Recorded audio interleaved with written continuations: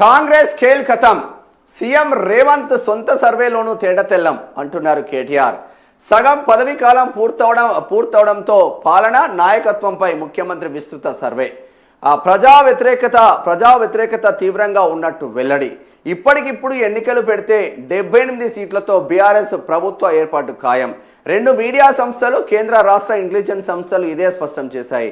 మళ్ళీ సీఎంగా కేసీఆరే రావాలంటున్నారు.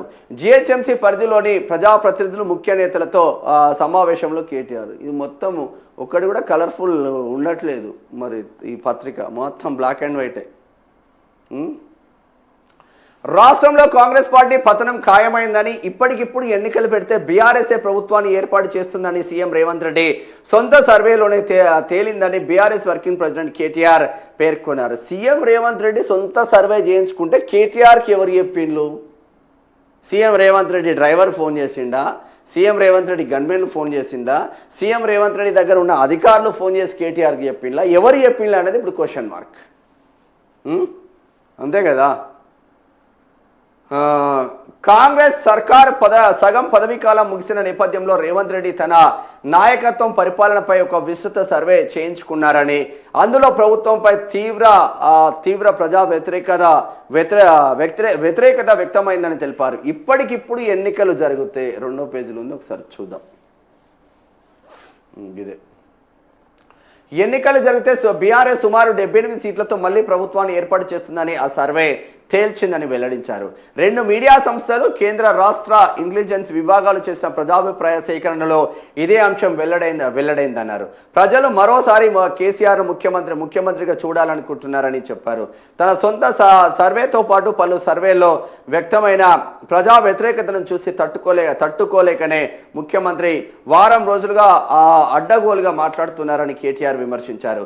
తన పరిపాలన వైఫల్యాలను కప్పిపుచ్చుకునేందుకు అనేక అటెన్షన్ డైవర్షన్ పనులు చేస్తున్నారని, అందులో భాగంగానే కాళేశ్వరం మొదలు రైతు బంధు దాకా అన్నింటిపైన అడ్డగోలుగా అబద్ధాలు ప్రచారం చేస్తున్నారని మండిపడ్డారు.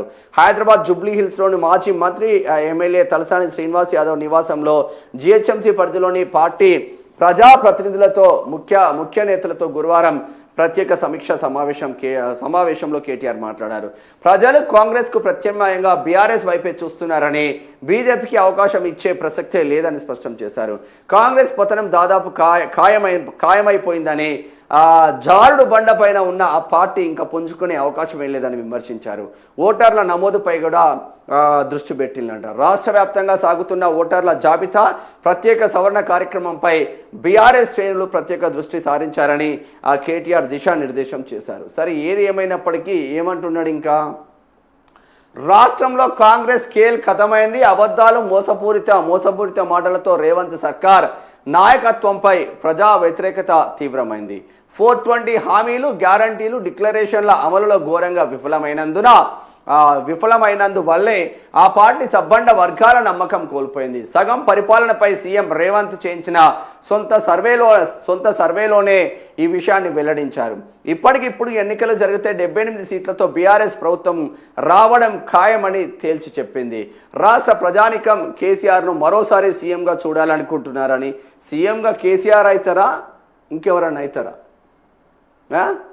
మీకోసమైనా ల్యాండ్ క్రూజర్లు 22 ల్యాండ్ క్రూజర్లు కొనుక్కొని కేటీఆర్కు పట్టాభిషేకం చేయడం కోసమే 22 ల్యాండ్ క్రూజర్లు కొన్నది నిజం కాదా? దేవదేవుడు చూసుడుతోనే కాంగ్రెస్ వచ్చింది నిజం కాదా?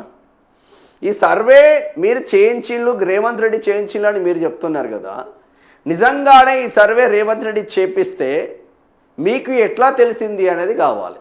సరే, మీకున్న సోర్స్ అధికారులు, ఇప్పటికీ పోలీసు విభాగాలలో పనిచేస్తున్న అధికారులు కావచ్చు, మంచి హెచ్ఓడీలు కావచ్చు. ఎందుకంటే 10 సంవత్సరాలు కేటీఆర్ ఆధ్వర్యంలోనే, కేసీఆర్ ఆధ్వర్యంలోనే, హరీష్ రావు ఆధ్వర్యంలోనే పనిచేసేది కాబట్టి ఆ సాన్నిహిత్యంతో వీళ్ళకి లీకులు వస్తున్నాయి అన్నమాట వాస్తవం. మరిగా ఇప్పుడు ఒకవేళ ఇదే నిజమైతే కాంగ్రెస్ ఏడ ముఖం పెట్టుకుంటుందో అర్థం కావట్లేదు. జిహెచ్ఎంసీ ఎలక్షన్స్ వస్తున్నాయి. జిహెచ్ఎంసీ ఎలక్షన్స్ ఫిబ్రవరిలో అయిపోయినాయా? ఫిబ్రవరిలో జిహెచ్ఎంసీ ఎలక్షన్స్ వస్తే అయిపోతే ఇప్పటికీ జిహెచ్ఎంసీ ఎలక్షన్స్ పెట్టడానికి ధైర్యం చాలట్లేదు ముఖ్యమంత్రి రేవంత్ రెడ్డికి. ఇక నవంబర్లోనో డిసెంబర్లోనో జిహెచ్ఎంసీలో పాదయాత్ర మొత్తం చేసిన తర్వాత ఇది డబుల్ బెడ్రూమ్ ఇందిరమ్మ ఇల్లు ఇచ్చిన తర్వాత అప్పుడు స్టార్ట్ చేస్తారంట.